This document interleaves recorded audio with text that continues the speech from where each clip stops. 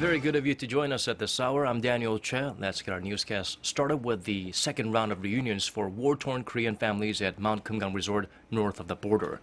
Only one more session remains as the second day of this session comes to a close. Our Unification Ministry correspondent Song Ji-sun is standing by at the Inter-Korean Dialogue HQ in Seoul. Ji-sun, what were Sunday's sessions like? Good evening, Daniel. The families met 3 times today, including a lunch together, and they should be packing their bags as we speak, as they're scheduled to check out before heading towards the farewell session tomorrow morning. Now, earlier today, they had a private session this morning, and it was the only time they had away from the officials and the media. During the group sessions, the North Korean family seemed cautious and conscious of the authorities watching and listening to them, with some even stopping their relatives from telling their stories to the press. In the privacy of their hotel rooms, they had a chance to share the gifts they prepared for their loved ones, like these flower shoes the 98-year-old Gu Sang-yeon had promised his 2 daughters before being sent away to the North Korean army. 저도 뭐 아주 어렸을 때서부터 아버지가 나중에 돌아가시더라도 니네 누나들한테 예쁜 신발하고 옷감 하나는 꼭 좀 해주라고 그렇게 말씀. Now these families have waited and waited, and for this 93-year-old mother, it might be too late. 약간의 치료가 되다 보니까 그때 도둑에서 왔고 울면서 왜 여태까지 너는 나를 안 찾아왔느냐. 그래도 1년에 한 번 정도 와야 되지 않느냐. 그러시면서 우시더라고요.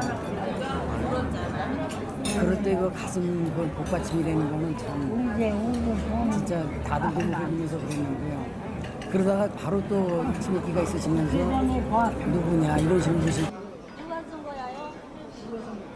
The family had their last meal together, with the mother wearing the scarf presented by her North Korean son, but she kept asking who her son and the people with him were.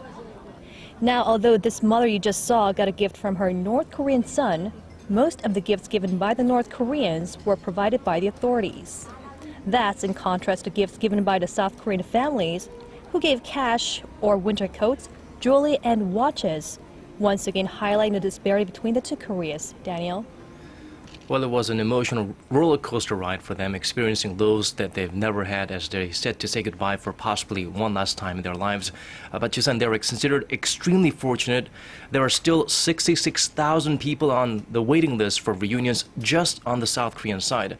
Can we actually hope for an expansion of these events? We are actually seeing some positive progress on that note too. Just this morning, South Korea's Prime Minister Hwang Kil-won said this morning that Seoul is doing all it can to create a permanent channel for regular exchanges between the families, in addition to facilitating later exchanges for the separated family members. And speaking with South Korean reporters at Mount Kumgang this afternoon, North Korean Red Cross Chairman Lee Chung-bok said that Pyongyang is hoping to do the same and will work towards these goals with its southern counterparts after this round of reunions is complete. Hwang and Ri both said trust between the 2 countries is crucial in achieving these goals. Now, with 2 participants, including South Korea's oldest participant, 98-year-old Lee Seok-ju, having to forego today's session due to health issues, most experts say expanding the channels for these aging families to have contact is a pressing matter that should be expedited. Reporting live from the Inter-Korean Dialogue headquarters, I'm Song Ji-sun.